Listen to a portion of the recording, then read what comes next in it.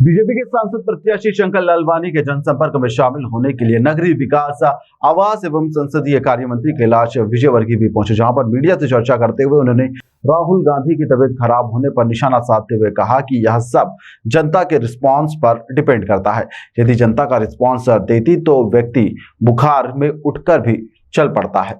वहीं पर मेरी आवाज से आपको लग रहा होगा कि आई एम नॉट वेल, लेकिन फिर भी मैं धार जा रहा हूं। यहां पर कार्यकर्ता मेरा इंतजार कर रहे हैं। पीसीसी के अध्यक्ष जीतू पटवारी के द्वारा मध्य प्रदेश के पहले चरण में 6 सीटों पर मतदान में 4 सीट जीतने के दावे पर वह बोले हैं कि जब प्रदेश अध्यक्ष बने हैं तब से कांग्रेस के प्रदेश में आधे से ज्यादा कार्यकर्ता जो है वही रह गए हैं। उनके पास में कार्यकर्ता ही नहीं है, चुनाव कैसे जीतेंगे? उनके कार्यकर्ता को अपने नेता पर भरोसा ही नहीं है। कांग्रेस के मैनिफेस्टो पर भी उन्होंने सवाल उठाया है।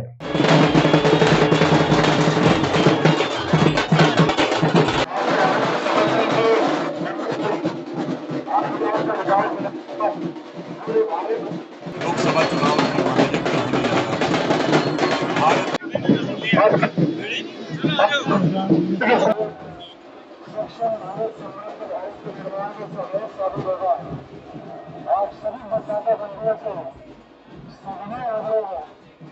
देखिए, मैंने पहले ही 8 लाख का लक्ष्य दिया इंदौर में और विधानसभा हम 1 लाख से ऊपर से जीतेंगे।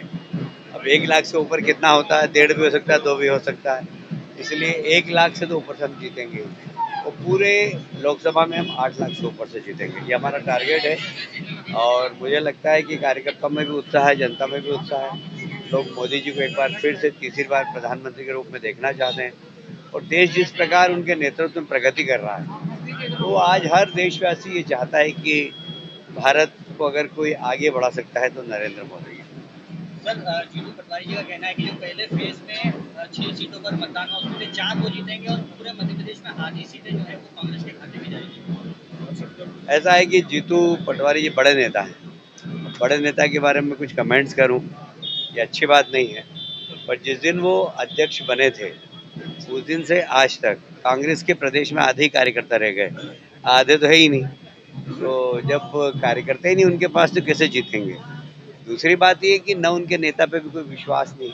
अब उनके नेता कब क्या बोलते हैं, आप कांग्रेस का मैनिफेस्टो उठा के देख लीजिए, ऐसा लगता है कि कोई वामपंथी ने बनाया या मुस्लिम लीग ने बनाया, ऐसा उनका पूरा की पूरा घोषणा पत्र है। तो उन्होंने देश के बारे में तो चिंतन ही नहीं है, उनका कुर्सी के बारे में चिंतन है। और देश की जनता देश के लिए वोट देना चाहती है, देश को आगे बढ़ाने के लिए वोट देना चाहती है। तो मुझे लगता है कि बहुत साफ दिख रहा है। अभी आपने देखा होगा मुस्लिम भाइयों ने भी हमारा सम्मान किया, हमारा साथ बोहरा समाज के बहनें तो साथ में चल रही है। तो ये जो विश्वास अर्जित किया है विकास का मोदी जी ने, उसमें सारे देश की जनता मोदी जी के साथ। वहाँ पर भी भारतीय जनता पार्टी जीतेगी और हम रिकॉर्ड बनाएंगे। मतलब हमारी 6 की 6 सीट जो कि मध्य प्रदेश में 6 सीटों पर हम जीतेंगे। मैं 6 सीट पर होकर आया, मेरे को पहले उधर का ही क्लस्टर का प्रभारी बनाया था, तो मैं सभी सीटों पर गया था और हम जीते।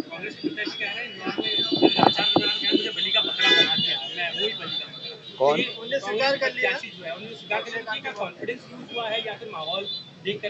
मैंने बताया ना कि जब जनता के बीच में जाता है ना व्यक्ति, तो उसको पता लगता है कि उसकी हैसियत क्या है, उसकी पार्टी की हैसियत क्या है। हम जनता के बीच में जाते हैं तो लोग हमसे चर्चा करते हैं, उससे पता लगता है कि हमारी पार्टी के प्रति लोगों का रुचि है, हमारे नेता के प्रति लोगों की रुचि है, हमारे उम्मीदवार के प्रति लोगों की रुचि है, तो वैसा रिस्पॉन्स भी मिलता है। अब देखिए ये वार्ड हमारे लिए बड़ा टफेस्ट वार्ड है और यहाँ पर भी आपने देखा कि बड़ा स्नेह प्यार मिला लोगों का और हर वर्ग के लोगों ने हमें प्यार दिया है, चाहे बोहरा समाज के लोग हैं, चाहे मुस्लिम समाज के लोग हैं, सबने हमारा स्वागत किया है। तो ये जो काम को सलाम करना इस देश के स्वभाव में है, तो मुझे लगता है कि हमने काम किया है और काम की अपेक्षा भी हमसे ही है लोग। और कांटीलाल भूरिया जी का कहना है कि भाजपा प्रत्याशी है वो हार के डर से फुफला रहे हैं और शराब का।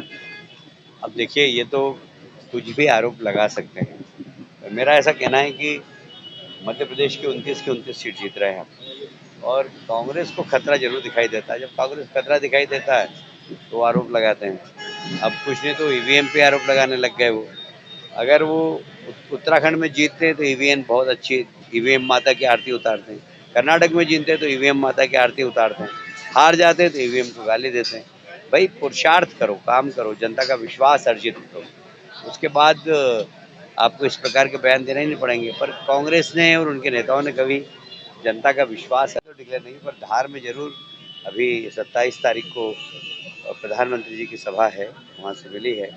मैं उसी सिलसिले में भी धार ही जा रहा हूँ, क्योंकि वहाँ बैठक लेना है, प्रधानमंत्री जी की सभा की तैयारियां करवाना है, और वहाँ पर भी 24-25 तारीख को फॉर्म भरा जाएगा। तो हमने मुख्यमंत्री से निवेदन किया है कि वो समय निकाल कर अगर आ जाएंगे तो अच्छा रहेगा।